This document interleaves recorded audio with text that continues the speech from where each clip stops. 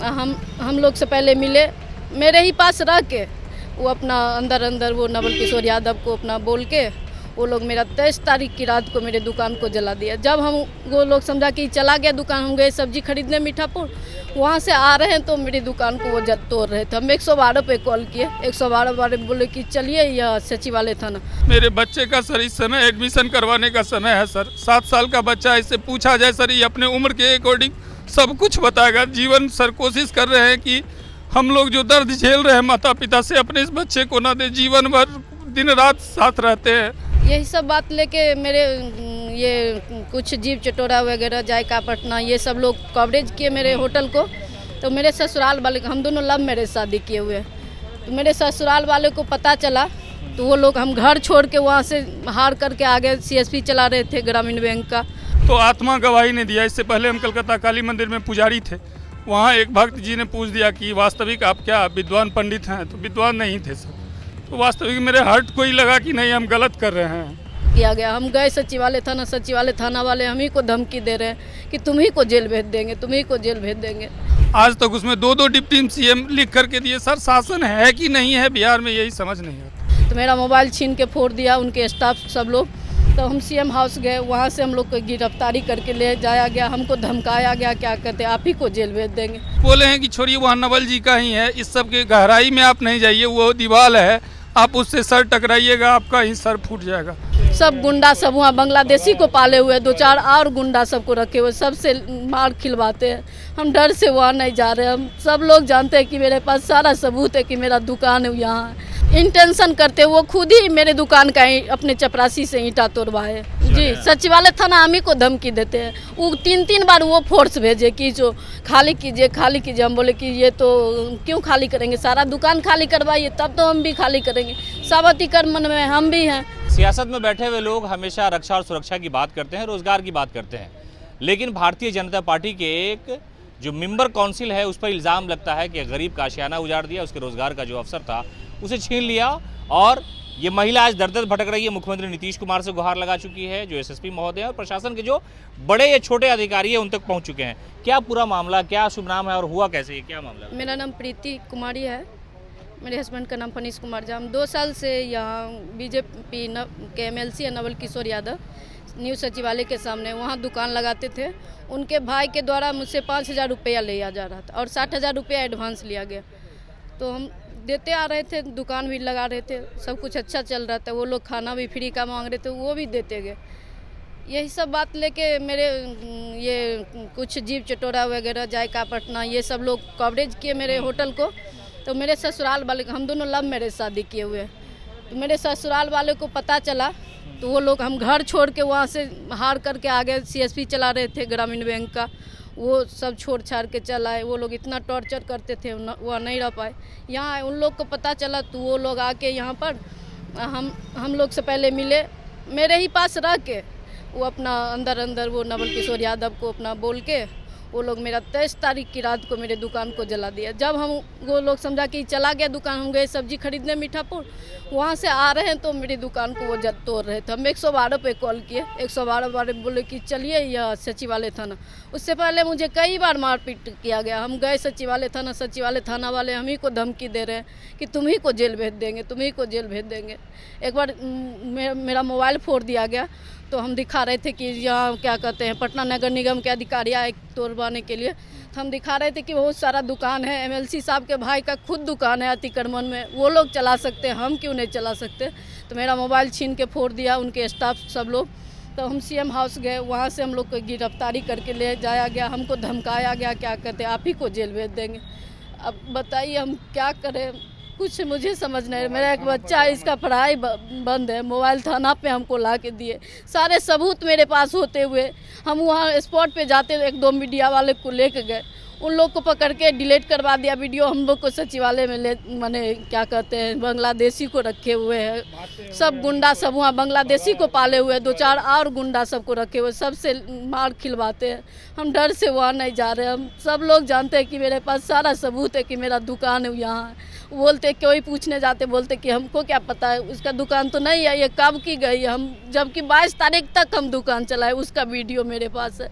अब प्रशासन के पास जाते, कोई नहीं नहीं सुन रहे सर, हम क्या करें, कहाँ जाए। बीजेपी एमएलसी के रिश्तेदार हैं नवल किशोर यादव का आपका इल्ज़ाम है, तो उनसे कभी मुलाकात हुई? उनके सामने कहा कि भाई हम इंसान हैं, गरीब लोग हैं, कहाँ जाएंगे, 2-4 रोटी कमाने का मसला है। वो खुद ही इंटेंशन करते, वो खुद ही मेरे दुकान का अपने चपरासी से ईंटा तोड़वाए, वो खुद ही टॉर्चर करते थे, हम उनके पास क्या जाए।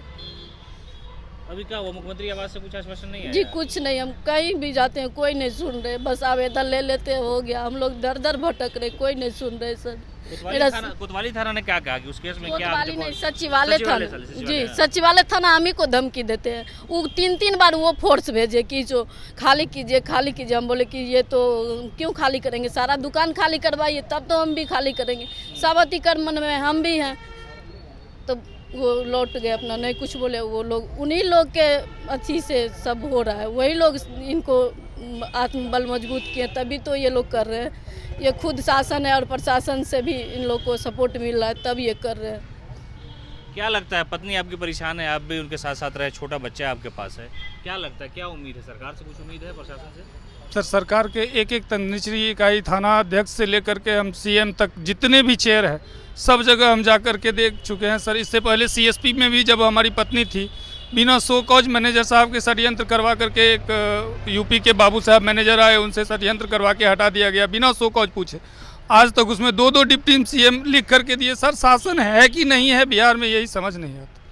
कोई कुछ नहीं, जब पक्ष में थे तब विपक्ष में है, तब पता नहीं कौन है विपक्ष वाले। इस आरजेडी के कई नेता से भी हम मिले हैं, बोले हैं कि छोड़िए वहाँ नवल जी का ही है, इस सब के गहराई में आप नहीं जाइए, वो दीवार है, आप उससे सर टकराइएगा आपका ही सर फूट जाएगा। अब सर मतलब 60,000 रुपया मेरा थाना पर उस दिन जमा करवाया गया था, वो पैसा भी अब मांगने जाते हैं, वो भी पैसा नहीं देते कि नहीं अब तो जो आप उस समय खाली नहीं किए, अब पता नहीं, अब मतलब कुछ कह के टाल देते हैं। इंस्पेक्टर साहब नहीं है, मिलते भी नहीं हैं, क्या आज कहाँ जाएं सर। मेरे बच्चे का सर इस समय एडमिशन करवाने का समय है सर। 7 साल का बच्चा, इससे पूछा जाए सर, ये अपने उम्र के अकॉर्डिंग सब कुछ बताएगा। जीवन सर कोशिश कर रहे हैं कि हम लोग जो दर्द झेल रहे हैं माता पिता से, अपने इस बच्चे को ना दे। जीवन भर दिन रात साथ रहते हैं, अपने से खुद शिक्षा दीक्षा करते हैं। अब ये एडमिशन का टाइम है, मेरे पास कोई संसाधन नहीं है जो इसको एडमिशन करवा पाए। क्या करें, हमको समझ नहीं आता है। इससे पहले मतलब मेहनत जब ठग रहे थे तो आत्मा गवाही ने दिया। इससे पहले हम कलकत्ता काली मंदिर में पुजारी थे, वहाँ एक भक्त जी ने पूछ दिया कि वास्तविक आप क्या विद्वान पंडित हैं, तो विद्वान नहीं थे सर। तो वास्तविक मेरे हार्ट को ही लगा कि नहीं हम गलत कर रहे हैं। हम छोड़ के वहाँ से चले आए गांव में सर। जब हमारा हाई स्कूल लाइफ था उस समय प्रखंड से जुड़े कितने सारे लोगों का मैंने अपने से दौड़ दौड़ करके एक उमंग थी कि नहीं लोगों का सेवा करना है, आवासीय जातीय वृद्धा पेंशन वगैरह वगैरह करवाते रहते थे। उसमें सर कोई जाति भेदभाव कुछ नहीं था। जब हम लौट के आए वहाँ कालीघाट से तो सोचे कि नहीं गांव में एक छोटा सा पान दुकान करके अपना शुरुआत करेंगे। लेकिन मेरा जो किया हुआ था वो मुझे उस समय वापस मिला था। गांव के सब लोग बोले कि दूध का चुनाव हो रहा है, आप चुनाव लड़िए, हम आपको जितवाएंगे।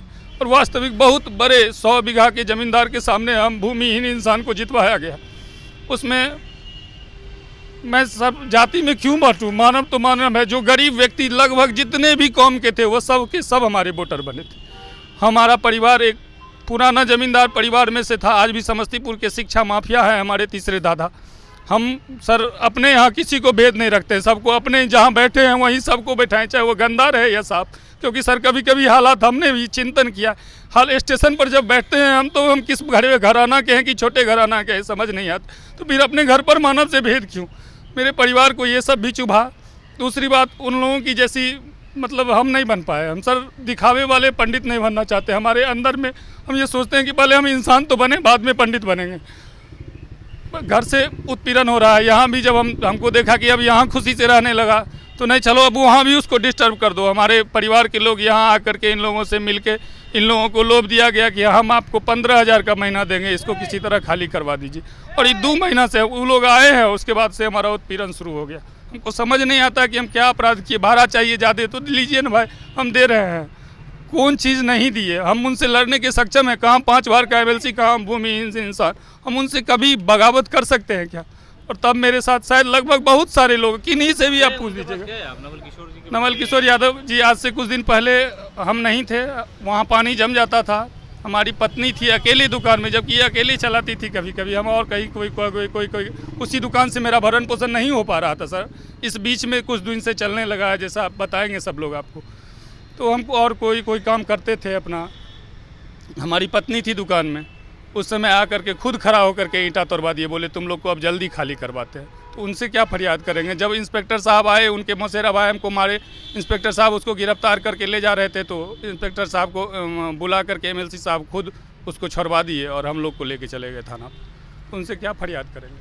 तो ये कहानी एक गरीब की है और भारतीय जनता पार्टी के एमएलसी हैं नवल किशोर यादव, उन पर ही इल्ज़ाम है इन लोगों का। इन्हें कहना है कि एक छोटा सा परिवार था, आशियाना था, दुकानें थी, चला रहे थे, इसलिए कि जब हम आध्यात्मिक तौर पर जुड़े हुए थे, एक पंडित बने थे, वहाँ पर एक आदमी ने हमसे सवाल जवाब कर दिया और मेरी जो आत्मा है वो इस बात की गवाही नहीं दी कि गैर कानूनी तरीके से कमाया जाए, किसी को छला जाए, बेवकूफ़ बनाया जाए। और उसके बाद हमने चिंतन के बाद पटना लौट आए, पत्नी के साथ कारोबार शुरू किया। लेकिन एमएलसी साहब अतिक्रमण का हवाला देके मेरा दुकान तोड़ दिया और जो दूसरी दुकान है वो आज भी यथावत है, पैसा भी लिया गया, सारी शर्तें हम उनकी मानने को तैयार हैं। लेकिन बादशाह वक्त हैं, जो चाहे फैसला ले सकते हैं। मुख्यमंत्री नीतीश कुमार के यहाँ भी आवेदन दिया, जो संबंधित थाना है वहाँ भी आवेदन दिया, एसएसपी महोदय के यहाँ भी गुहार लगाया, लेकिन सिर्फ आंसू ही निकलते हैं। आस और यकीन शायद अब टूट गया है। एमएलसी साहब सुन रहे हो तो शायद इनकी फरियाद सुने और मामला या मसला हल हो जाए।